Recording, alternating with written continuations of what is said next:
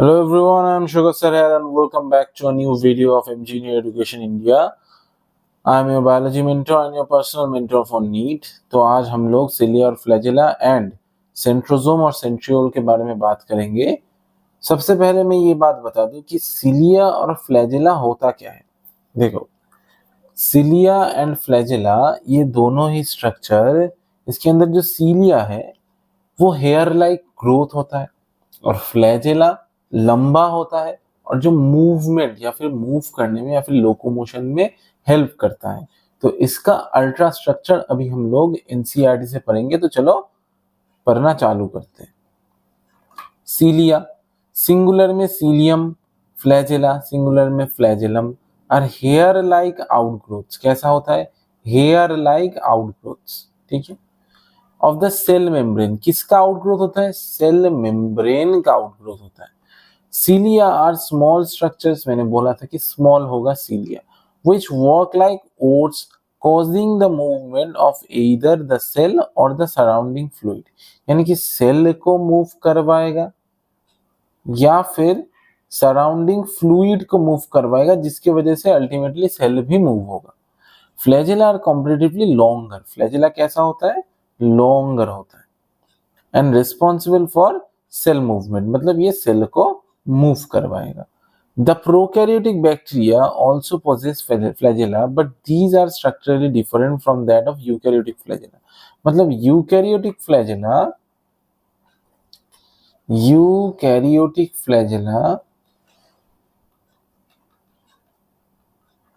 And prokaryotic flagella ये different होता है स्ट्रक्चर में। कैसा होता है? Are different in structure. The electron microscopic study of a cilium or the flagellum show that they are covered with plasma membrane। मतलब क्या है? इलेक्ट्रॉन माइक्रोस्कोप का अंदर अगर तुम लोग स्टडी करोगे इलेक्ट्रॉन माइक्रोस्कोप के अंदर, तो जो सीलिया है और जो फ्लैजेला है ये कैसा शो करता है? That they are covered with plasma membrane. किससे कवर्ड है? प्लाज्मा मेम्ब्रेन से कवर्ड होगा। ये जो तुम्हारा जो फ्लैजेला होगा या फिर जो सीलिया होगा ना, ये कैसा होगा? प्लाज्मा मेम्ब्रेन से कवर्ड होगा। इसीलिए प्लाज्मा मेम्ब्रेन का ही तो ग्रोथ है ना, तो प्लाज्मा मेम्ब्रेन से तो कवर करना बनता है। ऐसा ये प्लाज्मा मेम्ब्रेन का ग्रोथ है और ये बाहर वाला स्ट्रक्चर क्या है? प्लाज्मा मेम्ब्रेन है। ठीक है। They are core called the axoneme. इनका जो कोर है इसको हम लोग क्या बोलेंगे? कोर मतलब एकदम अंदर का जो पार्ट है, एकदम बीच का जो पार्ट है, उसको हम लोग क्या बोलेंगे? एक्सोनीम बोलेंगे। मैं ये स्ट्रक्चर बहुत जल्दी पढ़ाऊंगा, पहले ये पढ़ लो फिर मैं ये स्ट्रक्चर पढ़वाऊंगा। ठीक है। possesses a number of microtubules running parallel to the long axis। क्या होता है इसके अंदर? ये देखो माइक्रोट्यूब्यूल दिख जाएगा तुम लोगों को। ये क्या है? सेंट्रल माइक्रोट्यूब्यूल है और ये क्या है? पेरिफेरल माइक्रोट्यूब्यूल है। अगर कोई स्ट्रक्चर ऐसा हो और उसको तुम लोग ऐसे काटो, ऐसे काटो, ठीक है, ऐसे, ओके, तो क्या पाओगे? ऐसा हो गया उसका पार्ट। ठीक है। अगर इसी को तुम लोग ऐसे करके देखने लग जाओ ऊपर से, तो तुम लोग ऐसा माइक्रोट्यूब्यूल्स देख पाओगे। इसीलिए कहा है कि रनिंग पैरेलली। क्या है? पैरेलली रनिंग, ऐसे। ठीक है। They are core called axoneme. Core को क्या बोलेंगे हम लोग? बीच वाले पार्ट को एक्सोनीम बोलेंगे। Possess a number of microtubules. Microtubule मैंने पढ़ाया था क्या होता है। तो माइक्रोट्यूब्यूल पोजेस करेगा running parallel to the long axis, मतलब ऐसे। ठीक है, ऐसे। Their axoneme usually has 9 doublets of radially arranged peripheral microtubules and a pair of centrally located microtubules। मतलब इनका जो एक्सोनीम है इसके अंदर क्या देखने को मिलेगा? 9 doublets of radially arranged peripheral microtubules। ये देखो यहाँ पे डबलेट्स मतलब पेयर में प्रेजेंट। एक पेयर, दो पेयर, तीन पेयर, चार पेयर, पांच पेयर, छह पेयर, सात पेयर, आठ पेयर, नौ पेयर। तो कितना पेयर हो गया? 1 2 3 4 5 6 7 8 9 पेयर, ठीक है। तो 9 पेयर्स ऑफ पेरीफेरल यानी कि पेरीफेरी के आसपास प्रेजेंट होगा, ठीक है। तो और क्या होता है, and a pair of centrally located microtubules, मतलब एक पेयर होगा, एक और ये दो मिला के एक pair of centrally located microtubules present होगा, ठीक है। Such an arrangement of axonemal microtubules is referred as the 9+2 array, यानी कि बाहर 9 पेयर प्रेजेंट है और अंदर 2 प्रेजेंट है, नॉट अ पेयर मगर अंदर का जो 2 पेयर प्रेजेंट है।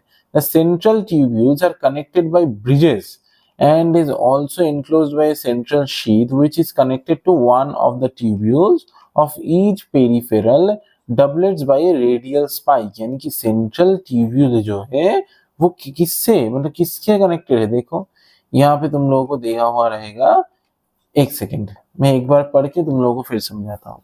The central tubules are connected by bridges and is also enclosed by a central sheath, मतलब ये जो सेंट्रल ट्यूब्यूल है ये ब्रिज से कनेक्टेड होगा, क्या होगा, ब्रिज से कनेक्टेड होगा, ठीक है। यहां में भी देखने को मिलेगा तुम लोगों को ये जो है ना इंटर डबलेट ब्रिज, अभी मैं आ रहा हूं रुक जाओ। तो यहाँ पे क्या बोल रहा है कि the central tubules are connected by bridges and is also enclosed by central sheath which is connected to one of the tubules of each peripheral doublets by a radial spoke, यानी कि ये जो रेडियल स्पोक है ये क्या है, central sheath है।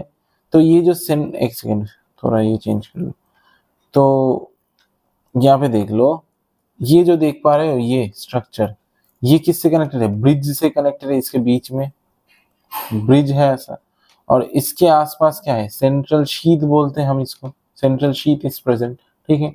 अभी सेंट्रल शीथ किससे कनेक्टेड होगा, ये जो पेरीफेरी वाला ये जो स्पोक है रेडियल स्पोक, ये रहा रेडियल स्पोक, ये देखो यहाँ पे दिया हुआ है रेडियल स्पोक। तो ये रेडियल स्पोक इस सेंट्रल शीथ से कनेक्ट करता है ये जो पेरीफेरी वाला जो माइक्रोट्यूब्यूल है, ये जो डबलेट्स है इससे ये जो सेंट्रल वाला पार्ट है इसको, यानी कि पूरा स्ट्रक्चर ऐसा प्रेजेंट होगा, ऐसा, और इससे एक अभी इससे सेंट्रल शीथ कनेक्ट अभी ऐसा, ठीक है। अगर आसान भाषा में देखो तो ऐसे ऐसे करके प्रेजेंट मिलेगा तुम लोगों को, है ना। अभी इससे क्या है, इससे तुम लोग देख सकते हो कि यहाँ पे inter doublet bridge is present, जो कि इन लोगों को ये जो पेरीफेरल माइक्रोट्यूब्यूल डबलेट्स है इसको आपस में कनेक्ट करके रखेगा, इसको आपस में कनेक्ट करके रख देगा,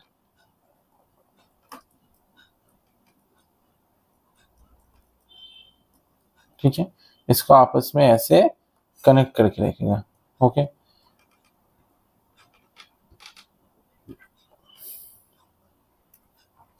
Thus there are 9 radial spokes, तो कितने 9 डबलेट है, एक डबलेट से एक रेडियल स्पोक, तो 9 डबलेट से 9 रेडियल स्पोक निकलेगा, ठीक है। The peripheral doublets are also interconnected by linkers, जो मैंने अभी पढ़ा है कि linkers present होगा।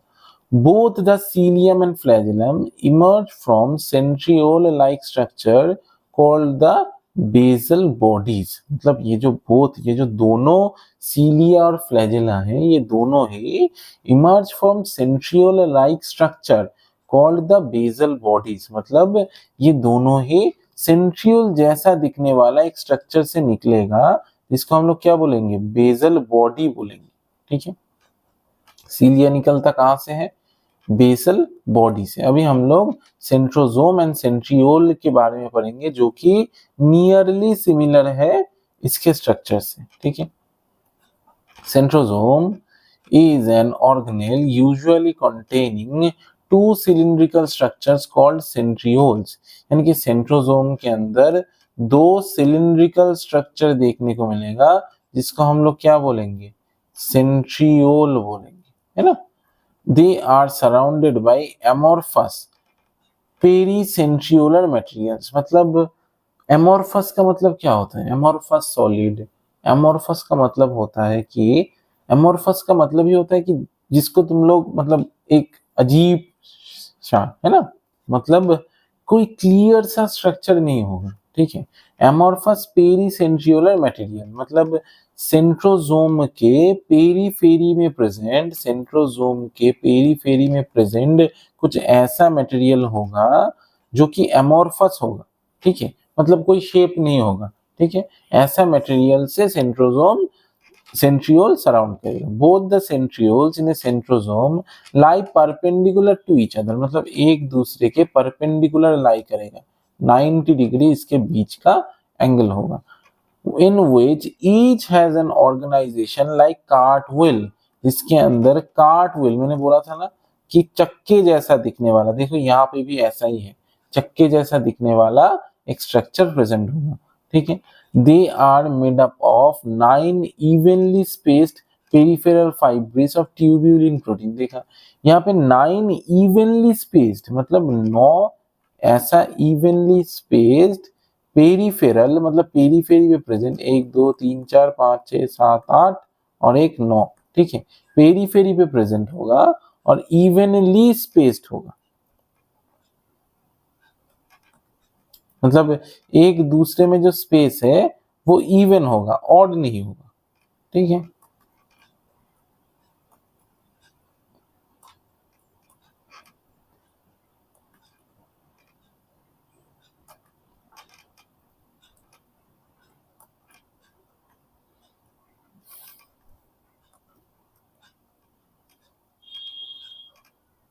एक दूसरे के अंदर ये इवनली स्पेस्ड होगा, ओके।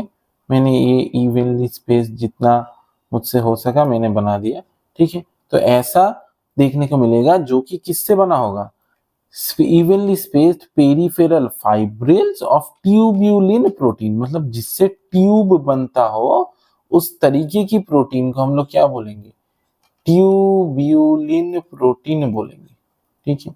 ट्यूब लाइक स्ट्रक्चर बनाने में जो हेल्प करे, ठीक है। तो पेरिफेरल फाइब्रिल्स होगा, मतलब फाइबर लाइक स्ट्रक्चर होगा। Each of the peripheral fibril is a triplet, मतलब एक एक फाइब्रिल कैसा होगा, ट्रिपलेट होगा, ऐसे ट्रिपलेट होगा, ऐसे ट्रिपलेट होगा, okay. The adjacent triplets are also linked, देख लो यहाँ पे डुप्लेट है, वहां पे ट्रिपलेट देखने को मिलेगा, ठीक है। अभी इसका जो अल्ट्रा स्ट्रक्चर है वो एनसीईआरटी में गिवन नहीं है, इसका मतलब ही है आउट ऑफ सिलेबस है, ठीक है। The central part of the proximal region of the centriole is also proteinaceous, मतलब जो सेंट्रल पार्ट होगा वो भी प्रोटीनिशियस होगा, इज कॉल्ड हब। तो सेंट्रल पार्ट को हम लोग क्या बोलेंगे, हब बोलेंगे। which is connected with the tubules of the peripheral triplets by radial spokes, ऐसे करके ये भी रेडियल स्पोक से ही कनेक्टेड होगा, ऐसे, ठीक है। एक एक ट्रिपलेट से एक एक रेडियल स्पोक निकलेगा और ये जो सेंट्रल पार्ट वाला जो हब है उसके अंदर कनेक्ट होगा, ठीक है। Radial spokes made up of protein, ये भी प्रोटीन का ही बनता है। एक चीज समझ लो, बॉडी में जितना स्ट्रक्चर देखने को मिलेगा मैक्सिमम ही प्रोटीन से ही बना होगा। प्रोटीन बॉडी का एक सीमेंट लाइक मटेरियल होता है जिसके बगैर बॉडी का फॉर्मेशन करना इट इज इम्पॉसिबल, ठीक है। The centrioles from the basal body of cilia और flagella and spindle fibers that give rise to the spindle apparatus during cell division in animal cells. Centriole क्या form करता है, basal body of the cilia and flagella, centriole ही cilia और flagella का basal body form करेगा and spindle fibre का भी formation centriole ही करेगा, इसीलिए सेंट्रियोल का स्ट्रक्चर अल्ट्रा स्ट्रक्चर और जो सीलिया और फ्लैजिला का ultra structure near about similar होता है, क्योंकि सेंट्रियोल से ही वो बनता है, ठीक है। और बेसल बॉडी से ही क्या बनता है, तुम लोग जानते हो, सेंट्रियोल से बेसल बॉडी बनेगा, बेसल बॉडी से ही सीलिया और फ्लैजिला बनेगा, ठीक है। स्पिंडल फाइबर का भी जनरेशन करेगा जो कि एनिमल सेल्स के अंदर सेल डिवीजन के दौरान एक एपरेटस का फॉर्म करेगा जो कि क्रोमोसोम्स के मूवमेंट में हेल्प करेगा। तो आज का लेक्चर इतना तक ही था। अगले वाले लेक्चर में हम लोग न्यूक्लियस को पढ़ेंगे और माइक्रो बॉडीज को पढ़ेंगे। चलो माइक्रो बॉडी को मैं अभी खत्म करवा देता हूँ। Many membrane-bound minute vesicles called microbodies that contain various enzymes are present in both plant and animal cells. मतलब बहुत सारा ऐसा membrane-bound minute vesicle, छोटा छोटा वेसिकल प्रेजेंट होता है, इसको हम लोग माइक्रोबॉडीज, माइक्रो का मतलब होता है छोटा, बॉडी का मतलब होता है कोई भी structure, that contain various enzyme, इनके अंदर क्या रहेगा, बहुत सारा एंजाइम रहेगा, ठीक है, are present in both plant and animal cells, यानी कि microbodies plant and animal cells ये दोनों के अंदर ही प्रेजेंट मिलेगा, ठीक है सर, ठीक है, प्रेजेंट इन बोथ, ओके। अभी माइक्रोबॉडी खत्म कर लिया हम लोगों ने, अभी ये न्यूक्लियस का पार्ट है, ये हम लोग नेक्स्ट लेक्चर में खत्म करेंगे और इस चैप्टर को पूरा निपटा देंगे। तो अभी के लिए तुम लोगों का एक होमवर्क है कि जो मैच द कॉलम है इसका आंसर कमेंट बॉक्स में लिखना है, क्योंकि नीट के लिए बहुत ज्यादा इंपॉर्टेंट है। और ये जो दो जो एमसीक्यू है ये भी नीट के लिए बहुत ज्यादा इंपॉर्टेंट है, तो इसको भी करना है तुम लोगों को solve. I am sugar sir यार, अगर लेक्चर अच्छा लगा हो तो नीचे जाके लिख देना #complete। Signing off, good bye.